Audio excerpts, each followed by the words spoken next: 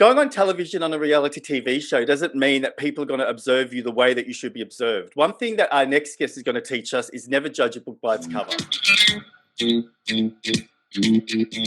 Hi, welcome to the Secret Men's Business podcast. This is Joey Busuttil, and on today's show, we're going to be talking to Married at First Sight star and celebrity Mikey Pembroke. Mikey, how are you? I'm good, Joe. Good, Joe. Thanks for having me on. Thank you for being on. So I guess we might as well get that first question out the way. What was life after Married at First Sight like? Like, what was it like afterwards? Yeah, look, it's such a interesting, it's such a mind-blown situation, to be honest, because you go on this show, and I was only on the show to be honest with you, only a few weeks, right? And then you're off the show, and then there's a period of sort of 4 to 5 months before any of the public hear about it or before it goes on TV, which is sort of normal life. I went straight back to work.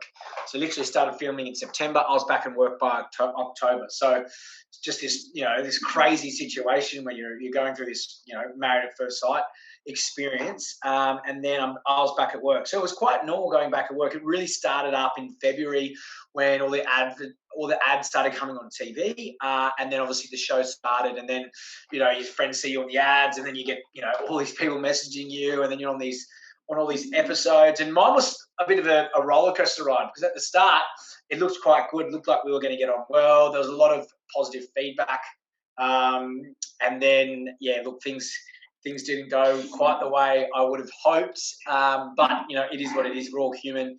And one of the biggest things I wanted on the show was to just be me. And unfortunately, when you're put in situations that are not ideal, you don't always make the right decisions. And that's life. I mean, I think we can all look back and relate to times where we could have dealt with things better. But there were the cards that were dealt to me at the time. And I don't regret I don't really regret anything I did, but I definitely learned from a lot of the stuff I did, and now being a bit more aware of how you look on camera and the things that you say, I probably would have done things differently, but I don't regret it. But look, it's a crazy time as well, because during all this, for the first time, there was COVID, so there was a double-sided feeling around that, because one, a lot of people aren't doing much, so everyone's invested in the show more than probably normal, because people aren't going to work and people are a bit bored. So a lot of people are emotionally invested in the show. That's why it obviously got the ratings that it did.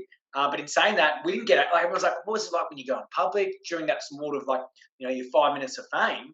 What's it like? And you're like, I'm like, we didn't go out. Like, there was no festivals, there was no traveling, there was no clubs, there was no pubs, there was no all these opportunities that past contestants have said that's really good. Make sure you capitalize on it. You're only going to be in the spotlight, or you're only going to get your 5 minutes. Make sure you capitalize on it. So all of that sort of didn't happen, and it hasn't happened. Nothing's still open. I mean, you really can't travel. There's no concerts, there's no clubs. There's very small limitations with clubs. A lot of brands and a lot of these other companies that would be sort of spending money in social media or looking at advertising or giving you a lot of opportunities, all that's come to nil. So for me, it's really been about, and it hasn't really affected me that much, because I was back at work. I started October and didn't finish ever. I'm still here. So I started back into business as normal.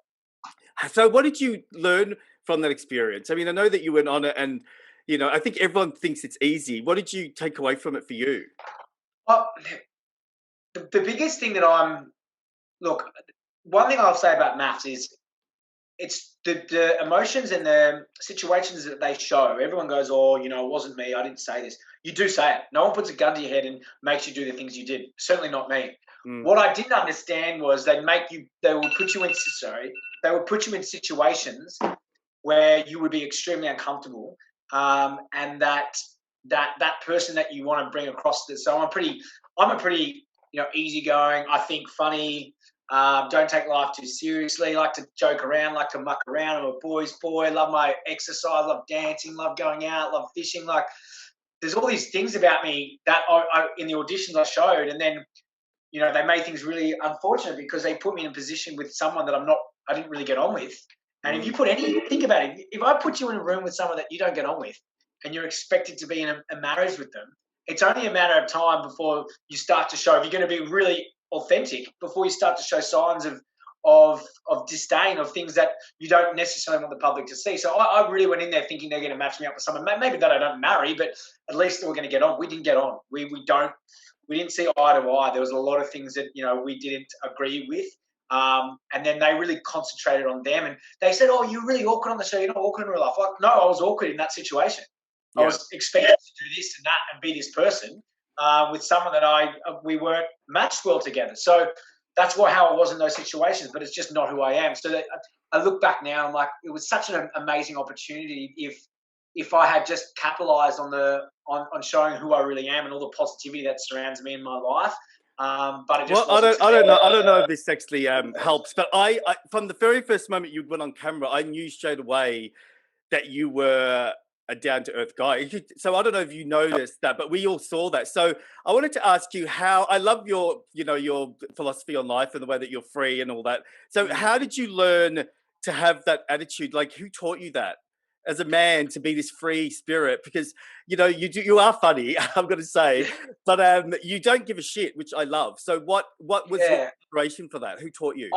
I think when you're a big thinker, I think when you think, I think a lot. Like, I think probably too much. I'm always thinking, and I think when you're a big thinker and you think about the big things in life and what matters and what doesn't, and then you're reminded by things every day, you know, and unfortunately, disasters and personal battles that you go through remind you of what's important and remind you not to care about the little things. It doesn't matter about what a troll says. It doesn't matter about these little things that we can get so caught up in life. Sometimes it takes an event for us to realize, hey, that's not that important. For example, with the death of my sister, or my family splitting up, or everyone's got their own hardships. I'm no different to anyone else. I'm not special in any way in regards to that. But what it makes you realize is, you know, don't shy away from the person that you are, or the person that you know inside. You know, don't shy away from the things that you know you're good at, or you know that, you know, I've always had the ability since I was a kid to make people laugh at my own expense, and it's never worried me. And I think if the world could be a bit more like that, it's a great way to live as well, because I think that,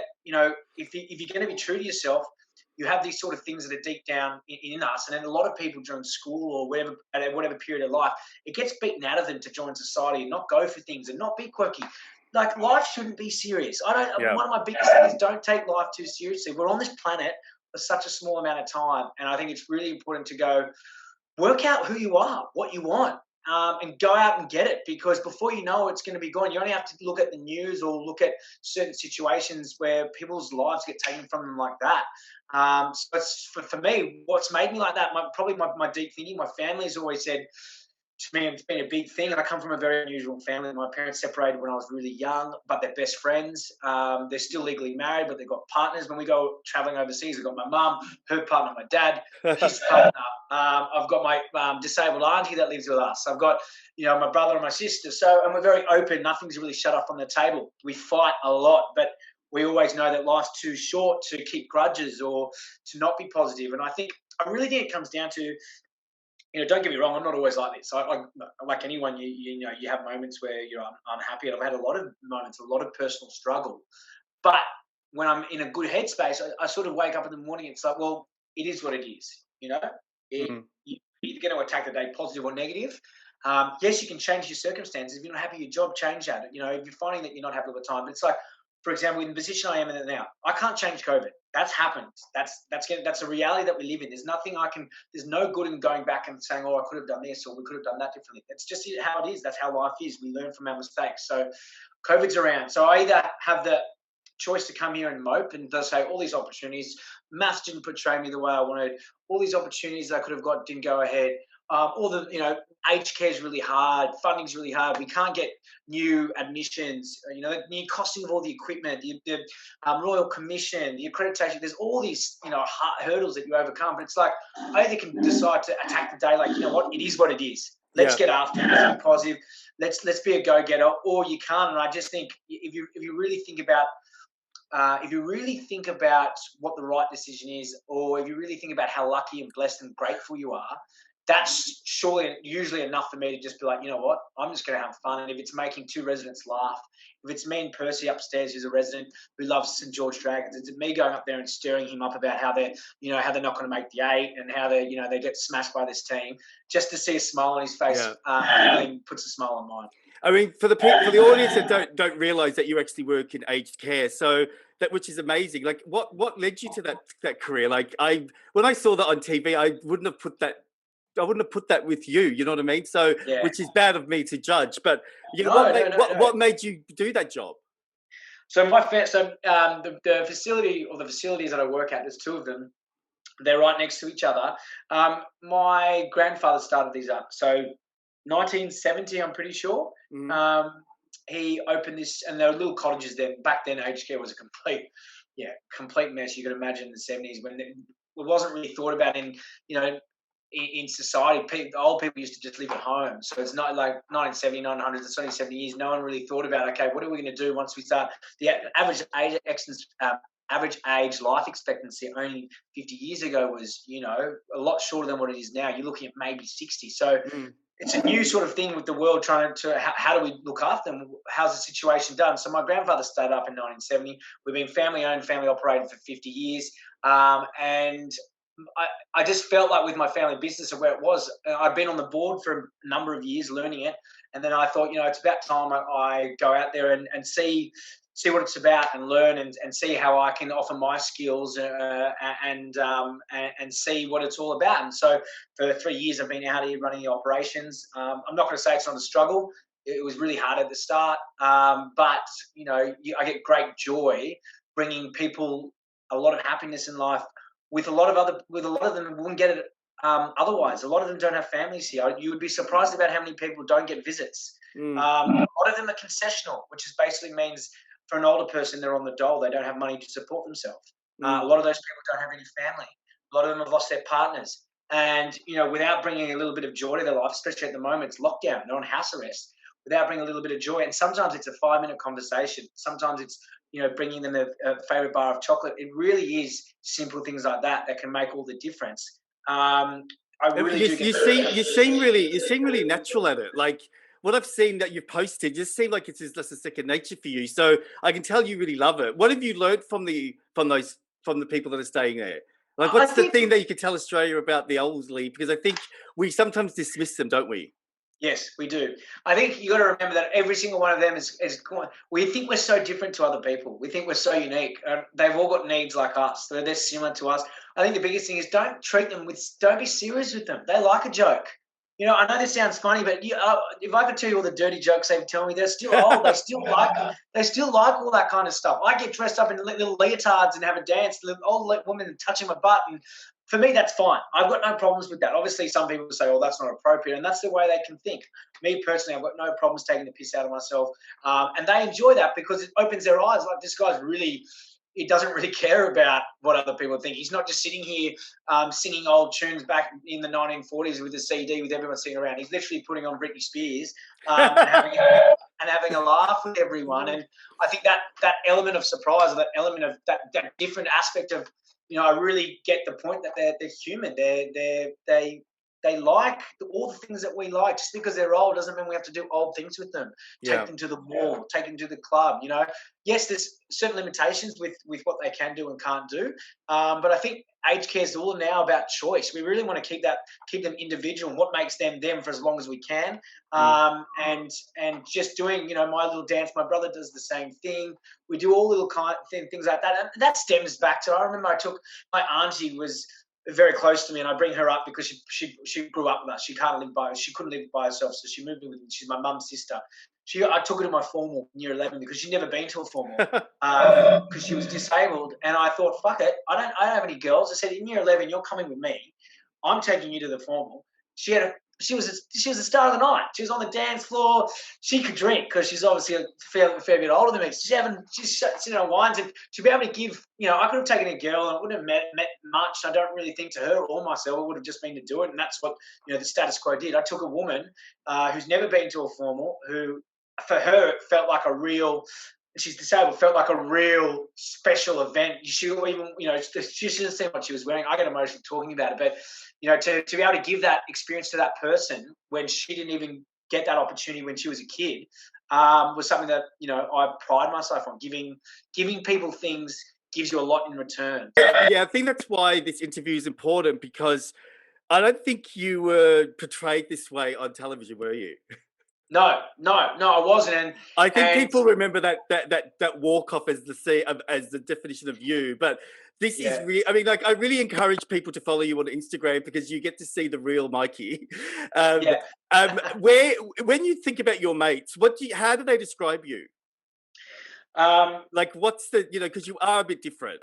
Yeah, no, I would say that I am. Like, when the biggest thing I can say is that when my name is mentioned, it puts a smile on their face. I don't think any of them, they don't take, like, when I say they don't take me too seriously, you got to think about that.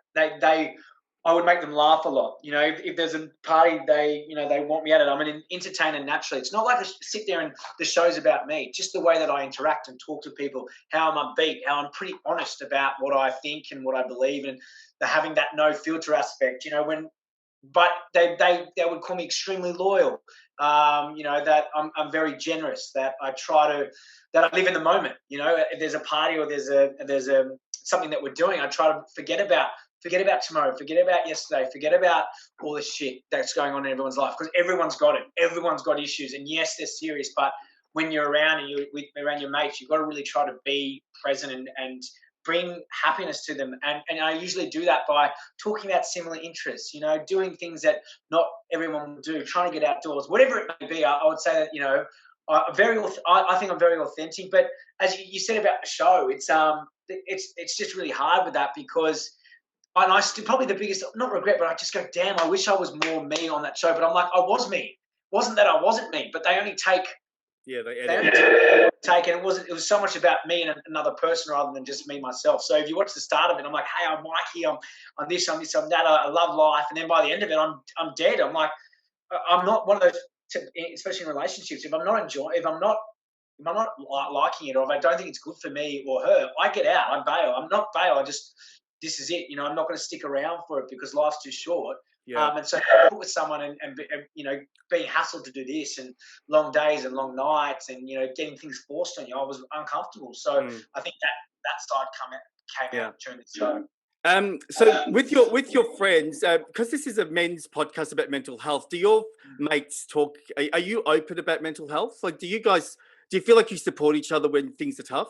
Look, I went to an all-boys school, St Joseph's College in Hunters Hill. It was known as probably the best rugby school in Australia, let alone the world. Literally, that's the heights of it. So there's a big man culture there. All you cared about was footy. I went to boarding school when I was I started boarding in year 7, became a full-time boarder in year 10. And to be honest, they were pretty, it wasn't like it was a taboo. Mental health, even for me when I was young. So I finished school in 2008. So about 12 years ago, depression was something that was starting to come around, and people battling their own mental demons came around. But it's something that we all get around and talk about. I feel very strongly about it, because I've had a lot of issues myself, personal issues, some really, really deep stuff that both with my family and things that I've done, and things that every day I get reminded of, that I have to deal with, addiction problems, all kinds of things that I've recognised, and every day is a battle to overcome. And I think if you really look down to it, mental health, just like health in general, is something that everyone deals with. Some people might say they're happy all the time. It's like the athlete, like the physical athlete that doesn't need to train, but it's still something that doesn't matter who you are or when you are. It's something that everyone has to battle with. Whether you're emotionally fine, there's always something, whether it's circumstantial or it's something more deeper, something that's been with you since a child. Mental health is just so important for me personally, because there's so many things I've had to overcome, but it's important for everyone. And I think the more people realise that it's something that we have to address and look at, it's something that I'm very passionate about. So do you? So if you had a problem, you could turn around to your mate, because I think a lot of men don't speak to each other. They just say, yeah, they tap each other on the back and say it'll be right. Do you feel like you're getting because you're that age group where I think it's important to start changing the way that we see things? Do you feel that your mates are open? Yeah, I think I think society also judges, a lot of mental health things with a bit of contempt, because it's like, okay, we'll give you the help we need, but if someone's a repeat offender, or if someone just doesn't seem to be happy, we're very much like, we're just tough culture, get on with it. Oh, you're fine, or you had one chance and now you blew it or whatever. So I think there's a lot more understanding to go around why people do the things that they do, or why depression exists. You know, one thing I think with young people, and I have to be honest with you, I do really think that there's true, real depression out there, and the reason where someone can be absolutely fine with their life, you know, they've got their job's fine and they're just not happy, and that's a real concern, because you just have to look at the suicidal rates. But I also think there's a big thing between young people making the wrong decisions, which ultimately, when I say wrong, I mean decisions that are not right for them, that ultimately lead to this cycle of depression. And one thing that I've noticed in front of my friends, a lot of my friends, you know, say on Monday and Tuesday or Wednesday, you know, they'll question their life, or when I say question their life, they'll question what they're doing with their life. They'll question their work, or they'll question you know, they'll question them as a person or whatever. But then by Thursday or Friday, they're escaping from their life because they're not happy. Say they're in a Monday 9-to-5 job, so they'll go out and they'll do drinking, or they'll do drugs, or they'll be in a bad relationship, and then but because of society telling you that you have to work 9-to-5, that you have to go to uni, that you have to do this, it's a really unhealthy culture out there of people using substances or using wrong opportunities to escape their reality. And I find that that's really eating into the increase in suicide and depression. We can't underestimate the society pressures that young people face. And everyone goes, oh, you know, there's always been pressures, and you know, our grandparents went through World War II's and depression. That's a different reality. Now, a society, the depression's never been higher, because we're on our phone. We're a tap away of seeing the Kardashians who are on holidays over in you know, Greece, or a tap away of looking at all these things, or all the people's showreels in life, making us feel inadequate about our own. And I just feel like, and a lot of this pressure of you have to do this or you should do this, and I felt that a lot. I mean, you know, I went straight to uni. I did all the things that I thought that were right because I've been told that they were right. So, you know, there's this, and I don't for one second don't want to think that there is like full on depression out there where it's people can't help it. You know, it's so not so much. So you sort of think that there's chemical depression, but can I just ask, like, do you think that, because I'm a lot older than you, do you, you know, in my time, we were given tools, right? Like, so we didn't have phones, so we had to go out and work and all that. Do you think that a lot of the younger people nowadays don't get the tools? Because in a way, I don't want to say this in a negative way, but in some way, some kids are spoiled. Yes. You know what I mean? They're not given an ability to save money or to make decisions. So is that what you mean by making the wrong choices? Yes, and I agree with. I agree with if you're. It's so funny, you know. They say that if you haven't had something, if you haven't gone without something, you know, you won't miss it. I think if you're put in cotton wool your whole life, right, and you're treated fragile, and everything doesn't go your way, right, and you're told that you're the best at this, and you're told that you're going to do well and all this kind of stuff, and then reality hits and you're not that person that you were told that you were going to be, or you didn't excel in the things that you do. I don't think we deal with disappointment or deal with setbacks a lot. I mean, look at reality TV stars. Like 80% of them come off with a lot of mental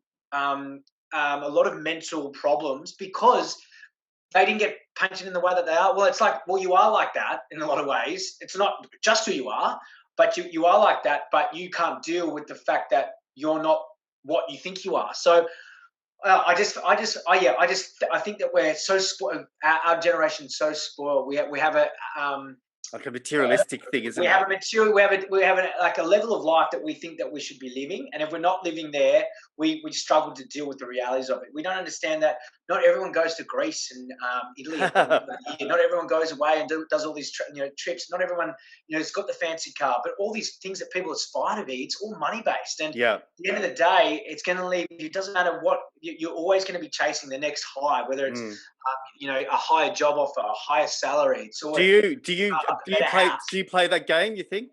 Oh, of course, consciously. I mean, it's embedded in society so much. I don't, even those people that are like, say that they don't do it, don't tell me that when you upgrade your car, or don't tell me that when you live, you don't upgrade to a better place. Well, so that there are always things that are important, and you can't deny that they're not important. You do want to improve. You always want to be leveling up.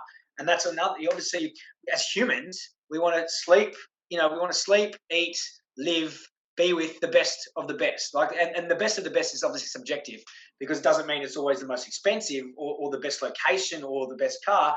But for a lot of people, that's what that means. So, I feel that, it is interesting, but I just feel like a lot of people, and we're told, like, think about it, like from a young kid, when, what job, what do we want to be? Who do we want to aspire to be I was always told, doctors, lawyers, finance, accountant, all these jobs that are associated with high money. Doctors is different because you're saving lives, and so it's a different argument altogether. It does help, that they're under a high bracket of making good money, but go to university. Why go to university? You're being pushed to be a high income earner. So it's like this. And for me, that push to nothing. I changed careers before I was here because I just didn't get any enjoyment out of it. And for me, I was just like, I'm not happy. My parents always say it to me. They're like, you're very complex. There's a lot to you. You struggle. And I said, well, until I find happiness, everyone goes, don't change jobs. You've got to stay in the same one. You've got to build something. No, I'm not staying on planet Earth to just go through. I'm not an average kind of guy. I'm not standing to just go through the motions. It's just not going to be the way I am. And I don't care whether society says that's or not. I'm not. Yeah. There's more to life than that. And it does take years and years and years and years to work out what you want. And you change over time.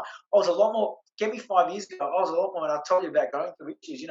I was in that cycle. I still am dealing with those things on a daily basis. But as you get older, you understand a bit more who you are, and you find those moments in your life going, God, I'm really happy right now. I'm on the water, or I'm doing this, or I'm happy doing that, or I'm going for a walk. So understanding that you will get give yourself time and patience, and don't be afraid to just go, because you know what? If you're going to miss any shot that you don't take in life. And one thing that going on a reality TV show, you get pretty thick skin about what other people think. So you learn a lot about not really caring anymore, because it's just all white noise. It doesn't matter. And you're not that important to other people. They might say a comment about someone about the dinner table. They remove you. They're too concentrated in their own life. We get so overwhelmed about what other people think. How old are you now, Mikey? I'm 29. So you're a baby. So, I mean, you're talking pretty maturely. I didn't really realize what I was doing with my life until I was 40. So you're totally right. There's no real direction. And I think everything's being mixed up now with COVID, but COVID is giving everyone an opportunity to create what they want now. That's the good thing about it. So can I ask you about, I know that you've got to go back to work, but can I ask you about how did you come about being so into your dancing? And your dancing isn't just dancing. It's a freaking theatrical show. How do you go into the supermarket in leotards and do a show? I think the biggest thing for me with dancing, my mum used to always encourage it as a kid. It's so funny. I used to go from, I'd go from rugby training to dancing. Not that I did dancing classes, but I go to hip hop at school, little things that they used to do at school. So I used to literally live these two. I still do. Played rugby till I was 30. Still played to literally a few weeks ago. And then the other side of me, I've always found with music and rhythm, I don't know, I've always found I just love to do it. And then there's just so much you can do with it. There's obviously the serious side, I love to do my hip hop or whatever, but there's also taking the piss out of yourself and just moving. And people, it's hilarious. There's something deep, in terms of humans that like to do that. It's been going on for thousands of years, and every culture's got their own different thing. And then over time, it's changed. It's part of society. You look at any 30s, 40s, 50s, 60s. There's all these different times and different idols that brought it out. I personally was obsessed with Michael Jackson. I loved his stuff. But I also have the ability, and I would honestly say it's a sort of a talent where I can you can put on any song, and I'll just start dancing, and it eventually gets to somewhere where people go, that's actually pretty good, but it's also quite funny because he's taking the piss. It's not something that he's not actually really trying with it in terms of trying to show that he's good. He's really trying to just go with the flow. And I think a lot of people are shy about moving, about expressing themselves, and dancing is about expressing yourself because they're worried about judgment. And if I can get into a leotard at a gym and listen to and dance to 70s, 60s, 80s, 90s shopping centres or whatever, I think it shows people God, if he's going to take the piss out of himself and enjoy it, well, there's no problem with me doing it. And I think slowly we're getting there. I think now, when I used to grow up, a lot less men used to dance. I can tell you, I had my birthday last year at my mum's. It was only most of my mates, 99% of them were all boys. I went to all boys school, rugby, whatever. That's just the way it is. Nothing against, obviously, being friendly with girls, but just because of the situation, I have an older brother and all his friends. So I can tell you that we're all drinking, and all of them don't mind a dance. And that's changed. I've got to say, that wasn't 10 years ago, 18th, 19th, 21st, guys were well, the girls do the dancing, and it's a lot more liberal in terms of guys, having a dance and having a good time. Yeah. I mean, you definitely inspire me because I know you're saying that it's changing, but you are still pretty unique. Yeah. It is. I mean, one last question, mate. Like, so what's your love life now? Like, are you still seeking, or are you just spending time focused on you? Oh, at the moment, I'm just spending time focused on me. I'm not. And you were just talking about, mental health and being self-aware. I'm not really at the stage right now where I don't think I could be the best partner.